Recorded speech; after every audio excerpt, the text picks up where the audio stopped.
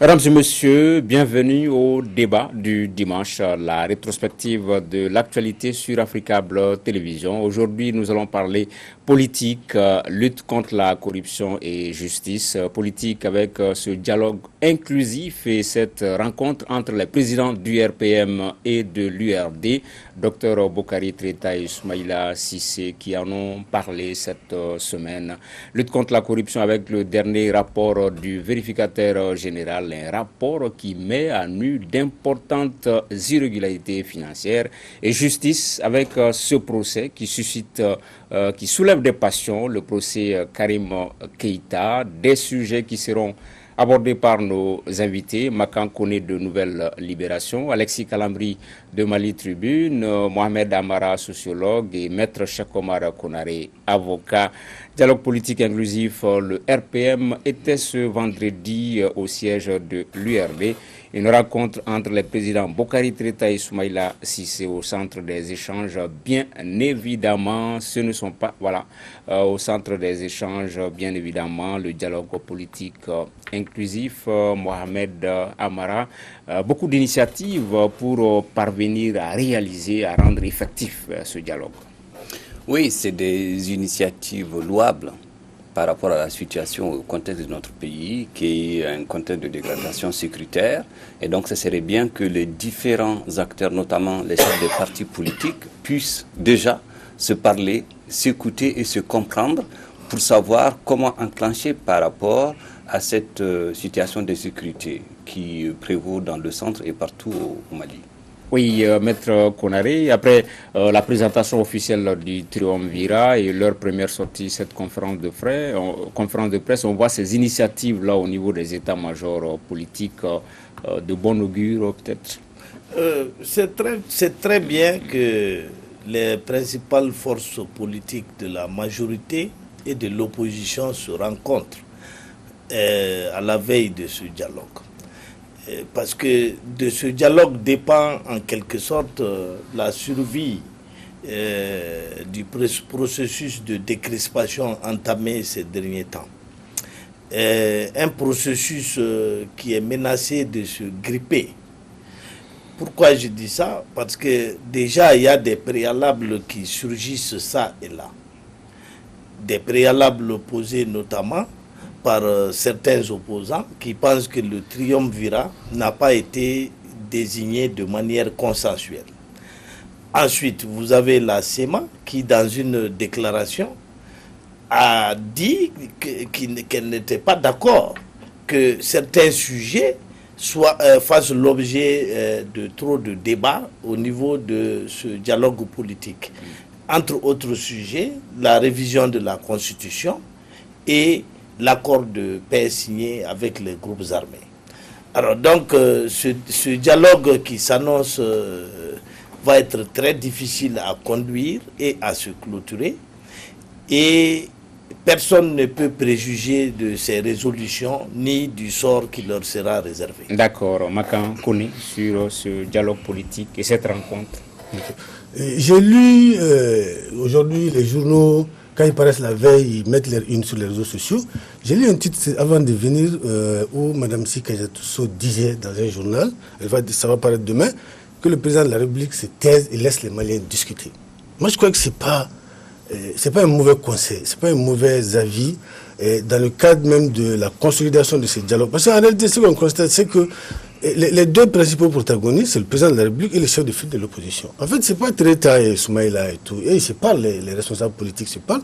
C'est le président de la République, si on revient une année en arrière, c'est les deux premiers candidats, c'est-à-dire le président et son principal challenger, Soumaïla Sissé, qui ne se parlent pas trop, qui se parlent un coup, qui ne se parlent pas un autre coup. Après, on sent que quand le dialogue avance, il y a toujours, en tout cas, un propos, une phrase qui met les uns et les autres mal à l'aise. Moi, je crois que le président de la République aujourd'hui doit se mettre véritablement au-dessus de la mêlée. Il y a un triumvirat, il y a des gens qui ont été... C'est vrai qu'ils n'ont pas été... certains se plaignent de la façon dont ils ont été désignés. Tout ça, ça peut s'arranger. Mais que le président de la République reste au-dessus de la mêlée et laisse les gens discuter. Alexis Galamé. Oui, non, je pense que c'est toujours bien que les gens discutent. Et ensuite, au moins jusqu'à l'heure actuelle, la majorité est du côté du RPM et le chef de file de l'opposition est l'URD. Donc, et le débat est politique. Donc, c'est vraiment bien que les deux se rencontrent, que le lead soit à ce niveau. Il s'agit d'un débat politique et il est important que les politiques s'approprient du processus et de la conduite. Justement, c'était ça la question, Mohamed Amara. Au-delà du triumvirat, au-delà de la mission qu'il leur est confiée, est-ce que vous pensez que les hommes politiques ont cette partition, le fait qu'ils se rencontrent entre eux peut nous amener à quelque chose de positif? Puis on a vu certains se prononcer clairement, Soumana Sako par exemple, qui n'y croit pas du tout. Est-ce que cette partition des hommes politiques-là peut nous conduire à un résultat assez probant? Moi, je le crois fondamentalement. À la base, c'est une question de volonté politique derrière. Est-ce que politiquement aujourd'hui, on est tous d'accord sur le constat que ça ne va pas au Mali et qu'il faut qu'on se donne la main collectivement pour changer cet état de choses? C'est ça la question principale. Si on est d'accord sur ce point de départ, je pense qu'on pourrait cheminer vers quelque chose de constructif par rapport à cette situation de conflit entre guillemets, entre communautés, par rapport à cette situation de terrorisme, etc., qui ne concerne pas que le Mali, ça concerne tous les pays. On entend dire que maintenant, le Nigeria et d'autres pays, le Sénégal, doivent être inclus dans ce processus un peu de lutte contre le terrorisme. Et donc, pour finir, je pense que, je reviens à la question de la volonté politique. Soumana Sako, je comprends ce qu'il dit, mais il est important aujourd'hui de mettre la main à la pâte pour changer, parce que la situation du Mali n'arrange personne. Peut-être qu'on peut avoir des positionnements politiques, ça c'est autre chose. Mais par rapport au bien-être des Maliens, par rapport au bonheur du Malien, par rapport au fait de vivre paisiblement, pacifiquement, je pense qu'il est intéressant de se donner la main. Vous avez parlé de la CMA, Maître Konaré. Les réserves, les observations d'une force, d'une entité comme la CMA sont intéressantes parce qu'elles peuvent conditionner le vivre ensemble. C'est important de prendre en compte aussi ces préoccupations, de les amener, de les inclure dans ce dialogue-là. Mais c'est pourquoi j'en parle, parce que certains vont au débat, au dialogue politique en pensant qu'on pourrait remettre en cause l'accord de paix issu du processus d'Alger. Et qu'on pourrait remettre en cause aussi la nécessité de la révision constitutionnelle qui est une exigence de cet accord. Donc ceux qui vont au dialogue avec de telles idées risquent d'être déçus. Parce que la CEMA considère qu'elle a traité avec le gouvernement, donc avec les autorités du Mali, et que les autorités du Mali n'ont qu'à se débrouiller pour s'exécuter par rapport à leurs engagements. Donc, si le dialogue devait aboutir à une résolution demandant le retrait du processus l'arrêt du processus de révision ou demandant la révision de l'accord de paix issu du processus d'Alger, vous pouvez vous attendre à ce que la CEMA claque la porte. Et si elle claque la porte, le gouvernement ne pourra pas exécuter ces résolutions-là et on se retrouvera gros gens comme devant. Ok, Makan, c'est dans ce contexte-là également qu'on constate ce mouvement au niveau du MSA qui rejoint la plateforme. Est-ce que ça peut être de nature à compromettre, sinon à rendre diligentes les choses? En principe, non. Vous savez, le MSA, c'est quand même un mouvement qui évolue beaucoup à Ménaka, qui est d'abord une dissidence des MNLA. C'est d'ailleurs les jeunes, en fait, c'est les premiers jeunes qui ont créé le mouvement national de l'Azawad. C'était pas MNLA à l'époque. C'est que c'est transformé en MNLA. On a vu la venue des Al-Gabas, Yad et tout. C'est les responsables du MSA actuel qui sont à l'origine même du MNA, le mouvement national de l'Azawad, qui est devenu MNLA. Donc, ils évoluent beaucoup. C'est les gens d'abord qui sont pour la non-partition du pays, ils reconnaissent le Mali et tout. Ils font un excellent travail à Ménaka et avec les partenaires également. C'est vrai que le week-end dernier, ils ont adhéré à la plateforme. Et la plateforme, elle aussi, qui connaît des petites distractions. Moi, je crois que cette venue du MSA au niveau de la plateforme peut, si on s'y emploie bien, aider à stabiliser déjà cette zone du nord, cette zone de Ménaka. Et puis bon, voir comment est-ce qu'on peut mettre ça à profit dans le cadre du retour de la paix et tout au nord, quoi. Ok, Alexis Calambré, est-ce qu'il faut y aller avec tout le monde, avec toutes les composantes politiques, aussi bien des mouvements, ou bien peut-être forcément certains prendraient le train en marche par rapport à ce Non, dialogue? je pense que fondamentalement, il n'y a personne qui se met en marge. Hein. Il y a comme une partie de poker menteur, et c'est normal, c'est-à-dire chacun rue dans les brancards juste pour, disons, faire des menaces et avancer ses pions. Sinon, le débat n'a pas pour vocation de remettre en cause le fait que, par exemple, l'accord d'Alger est signé, mais oui, il faut qu'on parle de comment réussir l'application. Le débat n'a pas pour objet de savoir est-ce qu'on doit aller à la révision ou pas, parce que tout le monde est d'accord, c'est de dire qu'est-ce qu'il faut mettre dans comme contenu. Donc, oui, fondamentalement, les gens font parler leur cœur, montent souvent leurs muscles juste pour pouvoir peut-être avoir une prééminence de sorte que ces idées passent en premier ou faire des passages en force. Mais on ne peut pas dire, je doute que même ceux qui sont sortis pour dire qu'ils ne sont pas dedans, qu'ils restent en marge. Et l'autre chose, c'est que le triumvirat, tout le monde s'attendait à ce qu'il y ait des débats là-dessus parce que vous ne trouverez personne qui ferait consensus à 100%. Vous ne mettrez ne trouverez aucun moyen de désignation qui serait accepté par tout le monde. Donc oui, pour moi, c'est des poussées de fièvre, mais c'est pas ça. Les gens souhaitaient un ressortissant de Kidal à la limite. Oui, mais en fait, je ne pense pas qu'on ait choisi sur la base régionaliste. On a pris des gens qu'on croit capables de mener de tels débats. Il y a quelqu'un de Gao, un peu, Tombouctou et du Sud également aussi. D'accord. Mohamed Amara, les choses auraient été plus simples ainsi. Le dialogue politique était la résultante de l'accord politique qui avait précédé. Si tout le monde avait apposé sa signature à l'accord politique, si la finalité était le dialogue, les choses auraient pu être simples, mais on a vu que tout le monde n'adhère même pas à l'accord politique du Premier ministre Boubou Cissé. Bien sûr, ça c'est dans l'idéal, ce qu'on aurait souhaité. Mais il se trouve que le Mali, le pays, il est ce qu'il est. Il est dans une situation de risque. Je pèse mon mot quand je dis ça, d'effondrement. C'est-à-dire on est dans une situation, un moment, en tout cas ce qui s'est passé il y a quelques mois en arrière dans le centre, où le Mali risquait de disparaître au sens où il n'y a plus d'État, de puissance étatique, au sens de gendarmerie, de police, de militaires, etc., etc. Donc on est en train de remonter la pente pour que l'État revienne, d'où le séjour de 5 jours du Premier ministre dans le centre, là, il y a 2 semaines quasiment. Et donc, c'est vrai que tout le monde n'a pas adhéré à cet accord au départ, mais moi, ce que je souhaite préciser, c'est l'idée que derrière, c'est que la maison malienne, elle brûle et qu'il est intéressant par rapport à cette situation de dégradation, de crise, qu'à un moment, qu'on quitte un peu nos considérations politiques, nos considérations de chapelle ou de mosquée, pour entrer dans ce qui nous unit. Ce qui nous unit, c'est le fait qu'on sauve le Mali. C'est le point de départ, c'est le principe. D'accord. Si vous permettez, oui, c'est vrai qu'il y a des gens qui ont dit qu'ils ne sont pas dans cet accord politique, mais on voit que ça leur sert de bréviaire. Tout le temps, ils se réfèrent à ça quand ils parlent. Donc, oui, encore une fois, c'est vraiment l'échiquier politique où c'est... Voilà.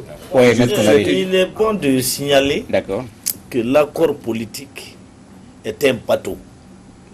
Un bateau qui embarque la mouvance présidentielle et les extensions de la mouvance présidentielle au niveau de l'opposition. L'accord politique a abouti à la formation d'un gouvernement. Et il y a un principe en droit qui s'appelle solidarité gouvernementale. Il n'est pas question d'être ministre dans ce gouvernement et de venir défendre autre chose que la position de la majorité présidentielle. Donc, si cela est, ceux qui n'ont pas pris part à cet accord politique pourraient rejoindre cet accord-là une fois qu'on s'entendra sur les choses au niveau du dialogue politique inclusif. Mais si ce n'est pas le cas, il y aura une recrudescence donc des contestations politiques. D'accord, oui. C'est ce que nous nous souhaitons. Avant d'aller au deuxième point. Je voulais juste ajouter, aujourd'hui la question c'est de savoir quel dispositif, quel levier dispose le pouvoir actuel pour faire en sorte que tous ceux qui sont réticents, tous ceux qui sont méfiants, qui n'étaient pas d'accord, puissent revenir et s'associer à ce nouveau dispositif qui consiste un peu à changer les choses, c'est-à-dire à associer l'ensemble des acteurs. C'est ça la question. D'accord. Deuxième thème de ce débat du dimanche pour parler lutte contre la corruption avec la remise cette semaine du dernier rapport du bureau du vérificateur général au président de la République Ibrahim Boubacar Keïta, un rapport qui met à nu d'importantes irrégularités dans la gestion des biens de l'État. Maître Kounaré, si je ne m'abuse, c'est le 13e rapport du bureau du vérificateur général depuis sa mise en place. Oui, en vérité, c'est très bien que des rapports soient soumis solennellement au chef de l'État. Mais à titre personnel, je ne crois pas beaucoup à l'utilité de l'institution vérificateur général. Pour la bonne raison que ces rapports-là, après le tintamarre ou le tohu-bohu des cérémonies, sont rangés au placard. Il ne peut pas y avoir de lutte contre la corruption sans une réhabilitation et une adaptation du système judiciaire. Dès lors que le procureur de la République est libre de classer dans son tiroir les rapports du vérificateur général, je me demande si ça sert à quelque chose. Autant faire en sorte que on revivifie la cellule de contrôle des systèmes, donc la cellule de contrôle des services publics qui est un service moins coûteux que le VEGAL, faire en sorte que les rapports de ce service soient systématiquement remis au procureur de la République, faire en sorte que les pôles économiques prennent en charge ces différents rapports, ça coûte moins cher à l'État que d'entretenir ce fardeau financier que constitue le bureau du VEGAL, un bureau qui chaque année produit des rapports qui n'aboutissent à rien. Oui, est-ce que c'est votre point de vue également, Mohamed Amara, des rapports qui n'amènent, qui ne sont pas importants? Je comprends, maître, monsieur Tangara, mais pour moi, il est toujours important de savoir ce qui se passe, de comment est géré l'argent public. C'est ça le point de départ de ces rapports-là du VEGAL. Par contre, là où je veux rejoindre, il est important que cette institution évolue. De faire comme ce qui se passe au Sénégal. On a la même institution qui permet à un moment, à un procureur ou je ne sais pas qui exactement, d'ester quelqu'un en justice, d'autant plus qu'il est donc accusé d'être, comme si on prend, je lis ce rapport-là, et si on prend ce qui s'est passé à Baginda, l'argent, ce qui a plus de pertes que de bénéfices, ce serait bien que ces gens-là qui contribuent après avoir des rappels sans cesse, ces gens-là, on leur fasse entendre raison de stopper. L'université de Ségou, quand on regarde dans le rapport, c'est le même problème par rapport à des entreprises qui produisent les mêmes factures pro forma pour les mêmes achats. C'est bizarre, etc., etc. Je passe sur les détails. Mais c'est important que cette institution évolue, c'est-à-dire voir comment demain ou après-demain, on peut rester en justice des gens qui sont donc dénoncés ou mis en accusation. Magan Koné. Moi, je crois que le bureau du vérificateur général a été dénaturé un peu de ses fonctions réelles. Aujourd'hui, c'est devenu une boîte à délation. À la limite, les gens prennent le vérificateur et les vérificateurs comme des délateurs, qui chaque année ou chaque 2 ans, parce qu'avec la crise, je crois qu'ils ont sauté un certain nombre d'années, comme si c'est des gens qui vont juste simplement dire au président, un tel a fait ci, un tel a fait ça, un tel a fait ça. Donc, ça, là, par rapport à ça, je rejoins M. Kounaré. Le bureau du vérificateur général a été dépouillé de son pouvoir. Et que, il faut, mon voisin vient de le dire, Amara, il faut aujourd'hui se référer, on a pris l'exemple sur le Canada, on a mis en place, on s'est beaucoup référé au Canada, qui nous a beaucoup aidé, qui continue à aider le bureau. Il faut se référer à ces gens, comment est-ce que leur bureau travaille, parce que c'est connu que les rapports ne sont pas remis aux autorités, les rapports sont remis à la Cour suprême et au pôle économique. Qu'est-ce qu'ils en font? Ils classent ces dossiers. Et c'est ce qu'il ne faut pas faire. À la limite, soit il faut qu'il y ait un suivi, une évaluation de tous ces rapports, où il faut renforcer les pouvoirs du vérificateur général, qu'il y ait des pouvoirs de poursuite. S'il n'a pas de pouvoir de poursuite, comme il l'a dit, c'est de l'argent jeté par la fenêtre. D'accord. Alexis Galandri. Pourtant, moi, je trouve le bureau très utile pour deux raisons fondamentalement. Moi, j'ai suivi les rapports depuis le début. J'ai le témoignage de quelqu'un qui m'a dit: j'ai travaillé pour l'État pendant 10 ans jusqu'à l'arrivée du vérificateur pour voir comment nous on travaillait. J'avais l'impression que là où je travaille, c'était pour nous. Il était chef, il lui arrivait de faire le travail du magasinier, parce que, donc, un moment, le bureau du vérificateur est arrivé pour vraiment mettre de l'ordre, ou en tout cas pour signaler ces dysfonctionnements. Donc, il a également réussi à faire intégrer dans les esprits dans l'administration et la diligence et le respect des règles de procédure. Maintenant, je pense qu'ils ont eu deux péchés originels, je dirais. C'est d'abord ce sur quoi la presse saute surtout. Ils disent il y a, je sais pas, 120 milliards de détournés. En fait, c'est souvent des manques à gagner, comme Amara disait, des structures qui ne marchent pas, mais qu'on continue à maintenir, des manques à gagner du fait qu'on n'a pas été diligent dans la mobilisation, ou qu'on n'a pas été, on n'a pas pris, par exemple, en deux structures, on n'a pas pris le moins 10 ans.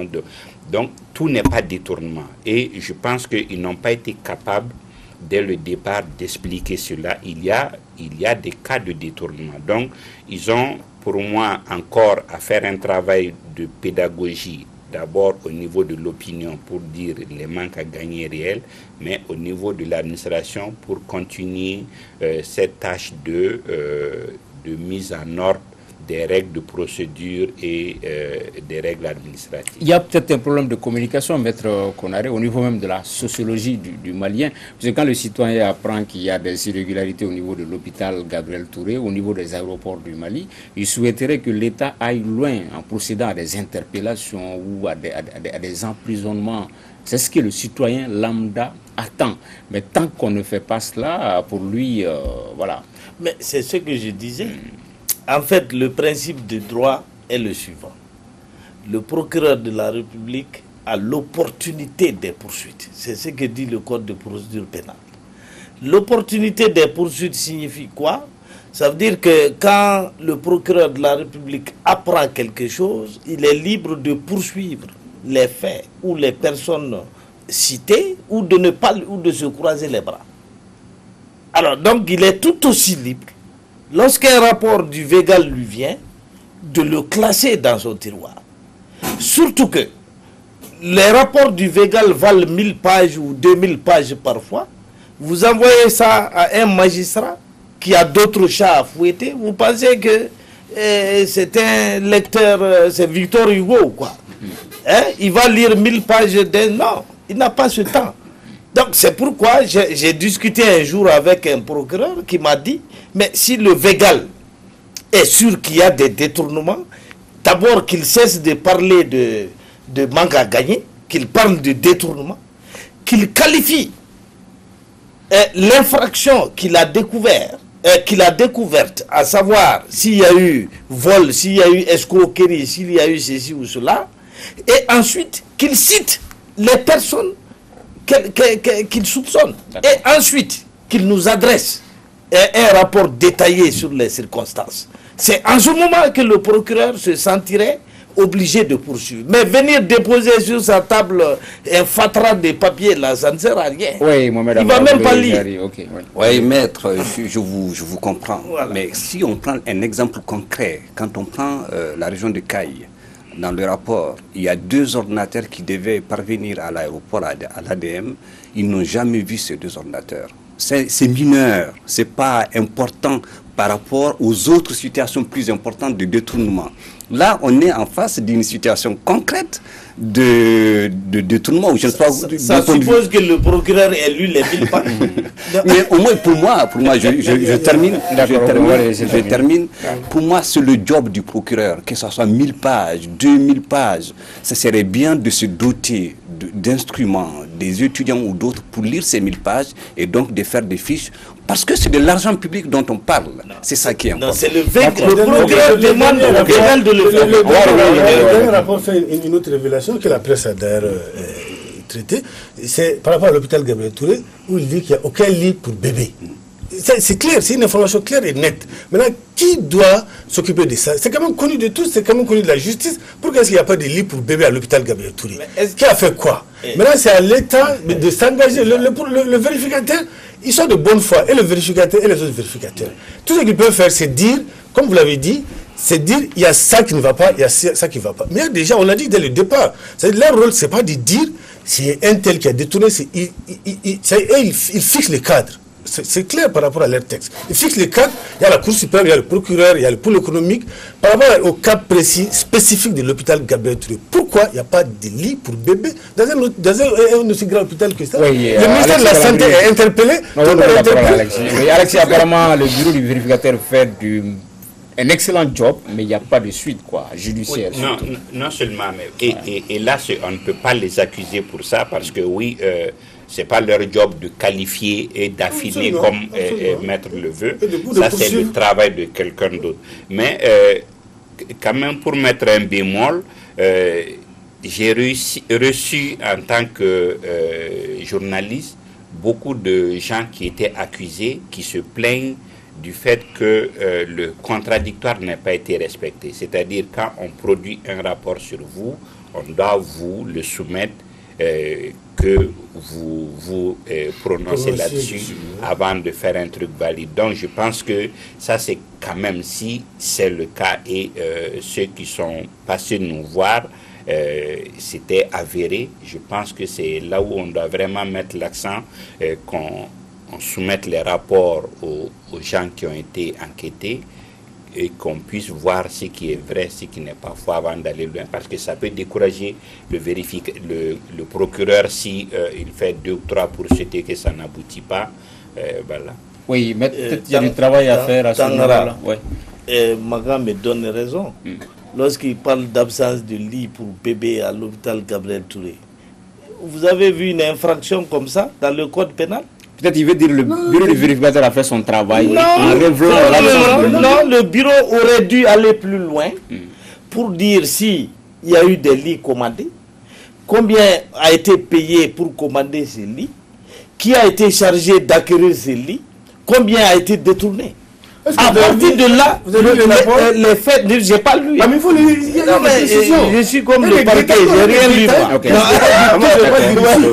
Alors, donc, ce que je dis, quand vous dites que le Végal n'a pas les moyens de spécifier les choses, mais j'ai dit, mais je ne suis pas d'accord. Le bureau du Végal est infiniment mieux outillé que n'importe quel bureau de procureur. Et les vérificateurs gagnent 5 fois plus par mois qu'un procureur ou ses substituts. D'accord. Il y a là des juristes qualifiés. Il y a là des juristes qualifiés. C'est pas leur rôle. C'est ça leur rôle, justement. C'est bien défini. Il ne s'agit pas de faire de la littérature. D'accord. Il faut faire un travail fouillé et précis. De lire les textes qui instituent le vérificateur général, on va se comprendre. D'accord. Peut-être qu'une dernière question là-dessus, Mohamed Amara. On a un peu été laissé à notre fin par rapport à ce rapport. Quand on suit la dernière interview du président, il parle d'avions cloués au sol faute d'entretien. Le président de la commission de défense de l'Assemblée nationale également est revenu sur ça. Le Mali semble avoir été floué. Le bureau du vérificateur général doit quand même fouiller, ou peut-être par rapport à l'armée, il y a des restrictions à ce niveau-là. Je le disais, je le redis, je pense que le Végal, le bureau du vérificateur général, est appelé à évoluer. C'est-à-dire le travail qu'il fait n'est pas suffisant par rapport aux enjeux actuels du Mali.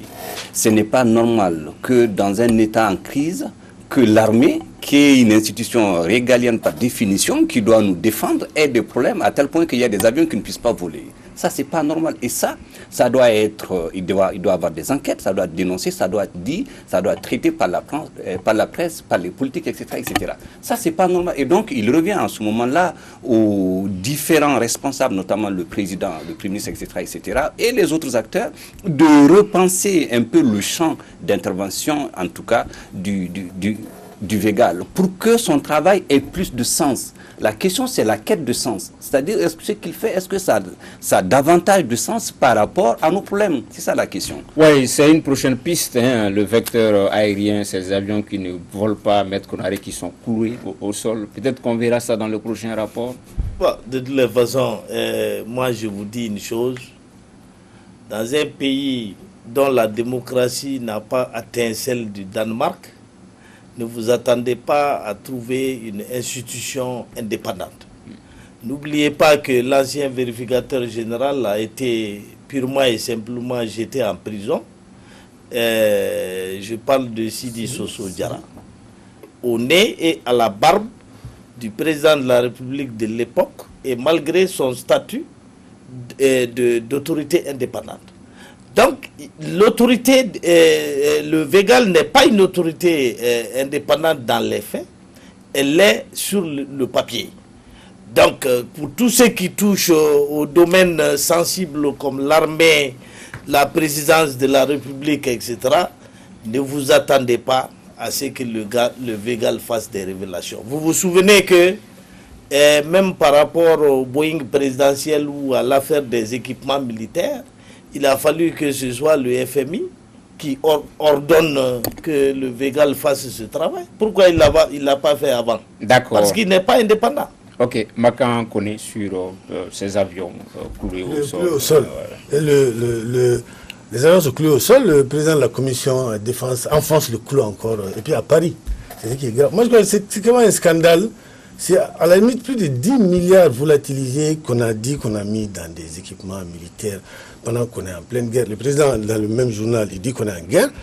Et dans la même interview, c'est lui qui dit qu'on a des avions cloués au sol qui ne parviennent pas à voler. Qui a acheté ces avions?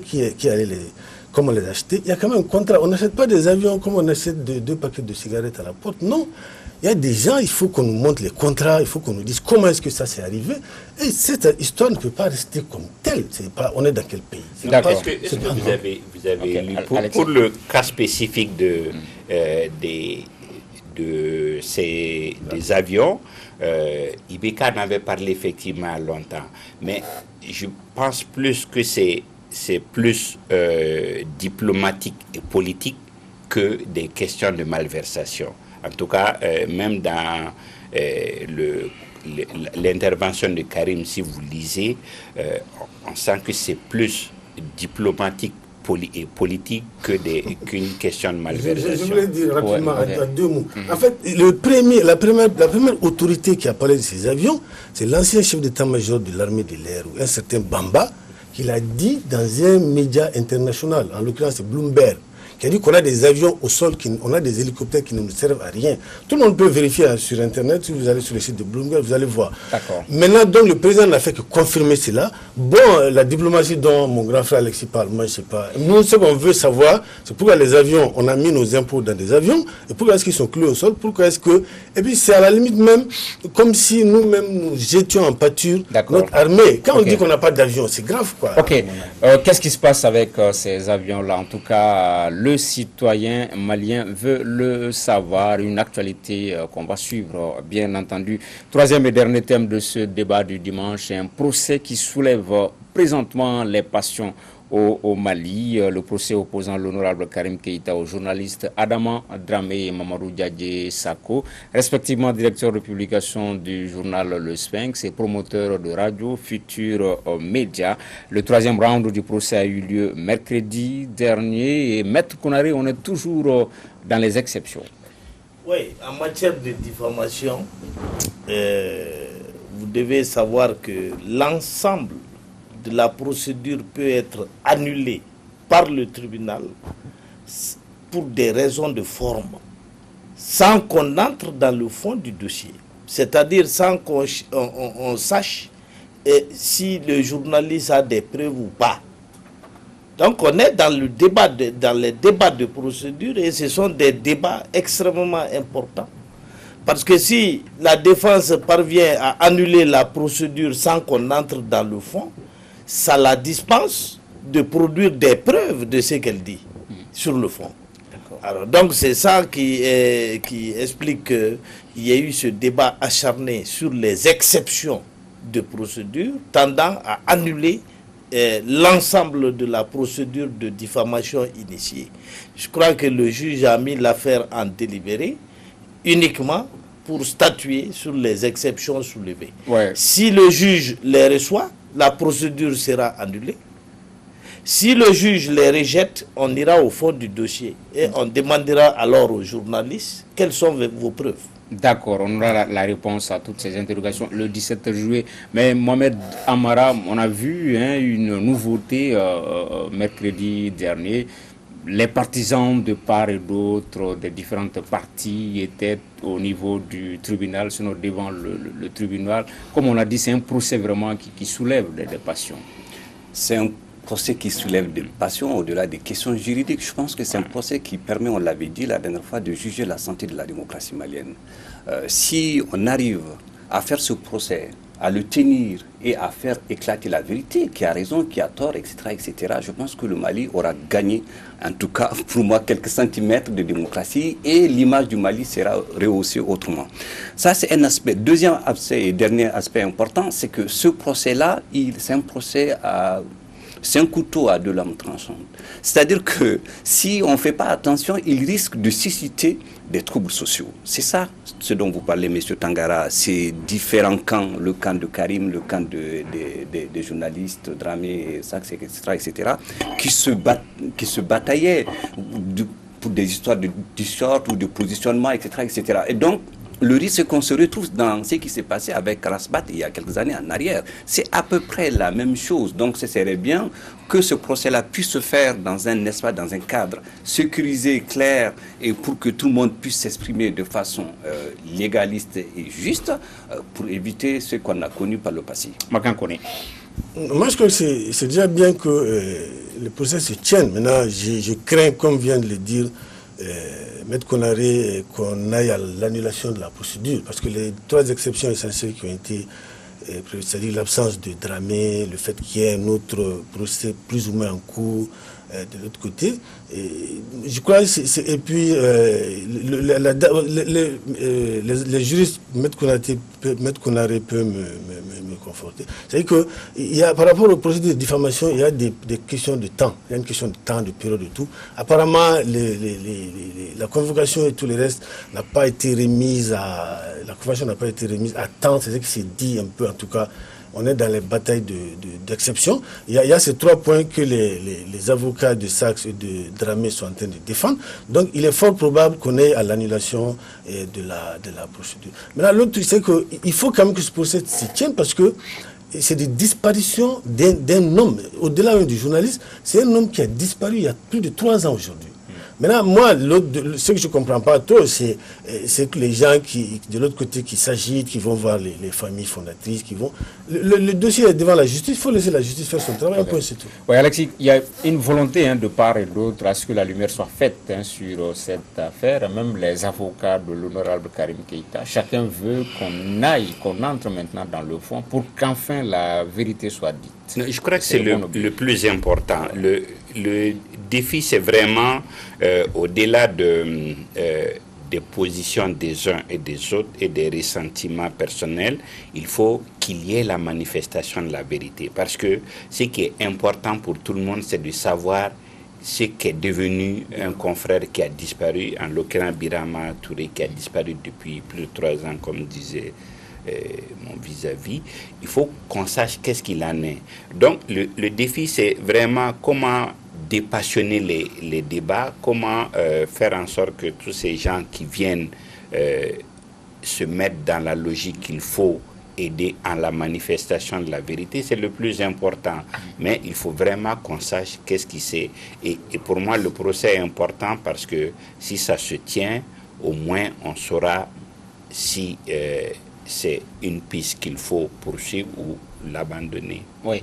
Maître Konaré, autour du plateau, vous êtes celui qui est le plus habitué au prétoire. Est-ce que il y a ce rapport de force qui est en train de s'installer entre les partisans des différentes parties? Est-ce que ces mobilisations-là peuvent être de nature à influencer le juge, ou bien il peut être inattentif à tout cela? Sur le papier, le juge est indépendant. Mais dans les faits, aucun juge n'est indépendant. Soit il est dépendant des menaces du pouvoir politique, soit il craint les réactions du public, soit sa vénalité peut l'amener à influencer son raisonnement en rendant son jugement. Donc aucun juge n'est indépendant et personne ne peut dire si les mouvements de foule qui se passent devant le tribunal n'ont pas d'effet sur la sagacité du juge. Voilà. Donc ces mouvements, chacun sait que ça peut dégénérer. On ne souhaite pas que ça dégénère, mais le juge n'y est pas insensible. Oui, l'idéal aurait été, Amara, qu'on en arrive pas là, que les choses se passent tranquillement, sans ces mobilisations-là de part et d'autre, puisqu'effectivement, ça peut bien dégénérer. C'est l'idéal, mais il faut rendre à César ce qui est à César. Le Mali est dans une situation de crise, il faut le reconnaître. Le contexte actuel est celui-là. Et donc, tout ce qui touche à des questions juridiques, à des questions politiques, mobilise davantage d'acteurs du monde. Aujourd'hui, ce procès-là, ce n'est pas seulement les Maliens de l'intérieur, c'est les Maliens de l'extérieur, c'est la diaspora, c'est partout dans le monde qui regardent ce procès et qui ont envie de savoir enfin la fin de ce procès, comment ça va se terminer. C'est une sorte de marathon juridique, entre guillemets, qui est enclenché. Maître en parlera mieux que moi, mais qui, s'il est mal encadré, s'il est mal mis en place, s'il est mal abouti, s'il est mal achevé, il peut davantage créer d'autres situations de crise, ajouter quelque chose à la crise qui peuvent davantage dégrader la paix sociale, la cohésion sociale, si vous voulez, le vivre ensemble, et donc des situations qu'on a connues par le passé, qu'on n'espère pas revoir. Et ça, on ne le souhaite pas. Ce sera le dernier mot de ce débat du dimanche. Merci de l'avoir suivi.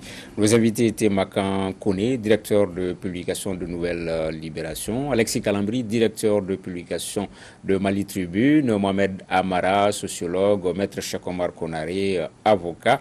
Merci de l'avoir suivi. 21h politique, le débat. Robert Dissa et ses invités parleront de la monnaie unique, la future monnaie unique, l'éco. Ce sera à 21h GMT. Merci d'avoir suivi ce débat. À dimanche prochain, Inch'Allah.